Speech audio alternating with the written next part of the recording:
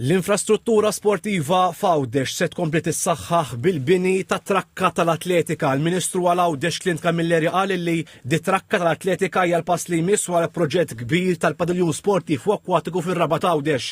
L-atleti Charlton Debon u Matthew Xwireb tkellmu dwar il-parteċipazzjoni tagħhom f'kompetizzjonijiet internazzjonali bħal Island Games u allura l-importanza li f'Għawdex tinbena trakka tal-atletika. Għal aktar faċilitajiet, mod partikolari fejn tidħol it-trakka tal-atletika, għal aktar opportunitajiet u ma neqfux biss mal-International Island Games iżda insibu avenues oħrajn fejn Għawdex u l-atleti Għawċin jibqgħu jipprogressaw il qudiem. F'laqgħa ta' diskussjoni għal Għawdex bit-tema żgħażagħ u sport, il-Ministru Camilleri semma kif il-padiljun sportiv u akwatiku fir-Rabat diġà qed jospita kompetizzjonijiet internazzjonali u anki dawk nazzjonali fosthom avvenimenti tal-water polo u sfin artistiku u fil-futur parti mid-disciplini tal-Youth Commonwealth Games 2027. Irrefera għall-loti finanzjar ta' €280 fix-xahar li l-kull student Għawċi li jinżel jistudja Malta qal li dan jingħaqad mal-istipendju nazzjonali illi żdied bi 15%. Il-President tal-GUG